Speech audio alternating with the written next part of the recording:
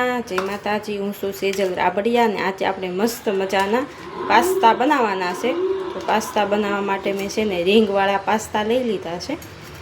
આપણે છે ને જાજા ભાઈ આ જ પાસ્તાનો ઉપયોગ કરી છે, એટલે આપણે જો એક વાટકો ભરી અને પાસ્તા લઈ લીધા છે અને હવે આપણે ગરમ પાણી મૂકી દેવાનું છે।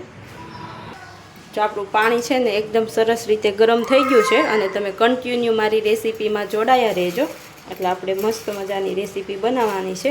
અને પછી હું કઈ રીતે બનાવું છું અને તમે કઈ રીતે બનાવો છો એ તમે મને કોમેન્ટમાં જણાવજો। તો આપણે હવે છે ને ગરમ પાણીમાં પાસ્તા બાફવા મૂકી દીધા છે। આપણે પાસ્તા બફાઈને ત્યાં આપણે બધું કટિંગ કામ કરી લેવાનું છે।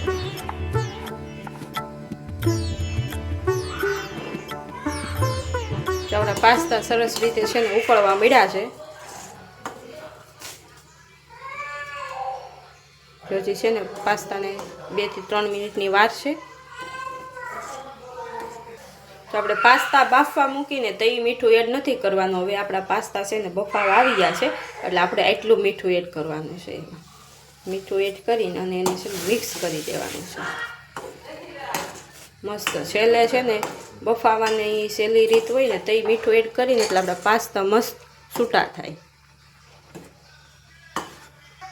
જો છે ને ફાઇનલી આપણા પાસ્તા બફાઈ અને તૈયાર થઈ ગયા છે। ગેસને બંધ કરી દેવાનો છે। હવે આને આપણે જાળીમાં છે ને નિતારવા મૂકી દેવાના છે।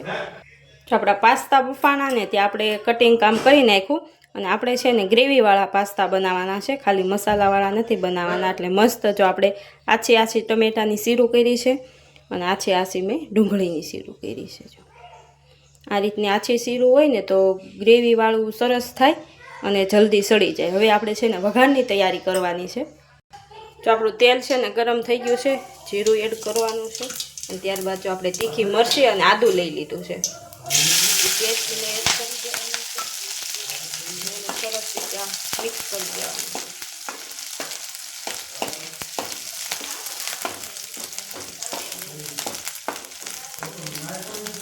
તો આપણું મરચું અને આદું છે ને હળી ગયું છે। હવે આપણે ડુંગળી એડ કરવાની છે। પહેલાં છે ને ડુંગળીનો વઘાર મારવાનો, એટલે ડુંગળી ફટાફટ આપણી સડી જાય।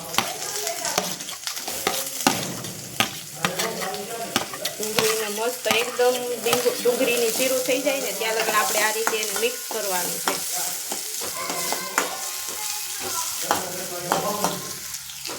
તો આ રીતની આપણી ડુંગળીની જીરું થઈ ગઈ છે। ડુંગળીનું કટિંગ તમે છે ને ઝીણું અને આછું કરો ને એટલે બહુ મસ્ત આપણા ગ્રેવીવાળા પાસ્તા થાય। જો એક ડુંગળીની સીરની છે ને આપણે એકદમ બધી ખુલ્લી થઈ ગઈ છે। તો આપણી ડુંગળી છે ને એકદમ સરસ રીતે સડી ગઈ છે। હવે એમાં આપણે છે ને ટમેટા એડ કરી દેવાના છે। ટમેટાની આપણે છે ને ઝીણી અને આછી શીરું કરી છે એકદમ। ટમેટાને આપણે સરસ રીતે તેલમાં હળડાવી નાખવાના છે। તો આપણે પાસ્તા બાફવામાં છે ને મીઠું એડ કર્યું હતું, એટલે આપણે છે ને આ ગ્રેવીમાં મીઠાનું પ્રમાણ ઓછું રાખવાનું છે। પછી ટેસ્ટ કરી અને આપણને મીઠા મોડું લાગે તો આપણે પાછું એડ કરવાનું, નકર એડ કરવાનું નથી।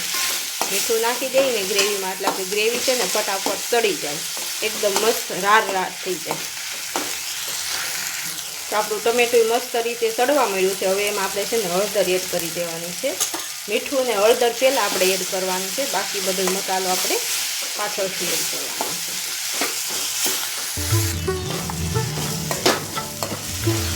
તો મસ્ત રીતે આપણી ડુંગળી અને ટમેટું બે મીઠું અને હળદર સડી ગઈ છે અને ગ્રેવી આપણી સડી ગઈ છે। હવે આપણે મસાલા એડ કરવાના છે। મસાલામાં પહેલાં આપણે લેવાનું છે લાલ મરચું પાવડર, અને ત્યારબાદ આપણે છે ને પાસ્તાનો મસાલો આવે, પાસ્તાનો મસાલો એડ કરવાનો છે। બધો પાસ્તાનો મસાલો આપણે એડ કરી દેવાનો છે। ત્યારબાદ છે ને સોયા સોસ એડ કરવાનો છે આપણે। ત્યારબાદ ટમેટા સોસ,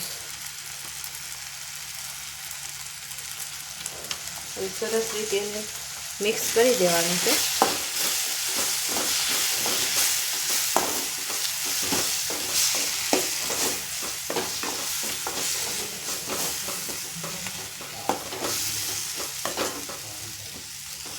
તો મસ્ત આપણો મસાલા બધા મિક્સ થઈ ગયા છે, સોસ મિક્સ થઈ ગયો છે. હજી આપણે ગ્રેવીને 1 થી 2 મિનિટ સડવા દેવાની છે એટલે બધું આમાં મિક્સ સરસ રીતે થઈ જાય. તો મસ્ત જો આપણો સોસ ને મસાલો બધું ગ્રેવીમાં મિક્સ થઈ ગયું છે. હવે આપણે છે ને એમાં પાસ્તા એડ કરવાના છે.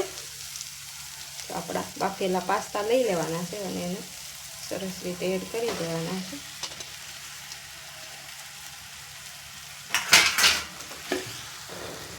તો આપણી ગ્રેવી આખામાં મિક્સ થઈ જાય ને ત્યાં સુધી આપણે પાસ્તાને આ રીતે મિક્સ કરી દઈએ.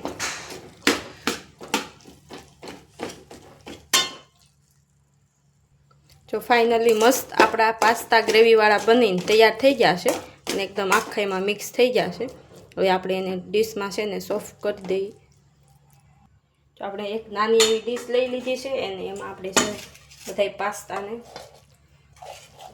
એડ કરી દેવાના છે. અને ગરમ ગરમ જ પાસ્તા છે ને ખાવાનું મજા આવે એટલે આપણે ગરમ ગરમ પાસ્તા ખાવાના છે બધાને.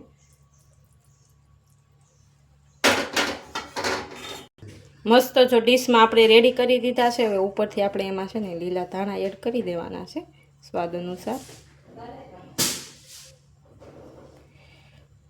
તો મસ્ત જો લીલા ધાણા એડ કરી દીધા છે. બધા મજામાં? મમ્મી પાસ્તા કેવા લાગ્યા કોમેન્ટ માં જણાવજો અને આવજો. જય શ્રી કૃષ્ણ.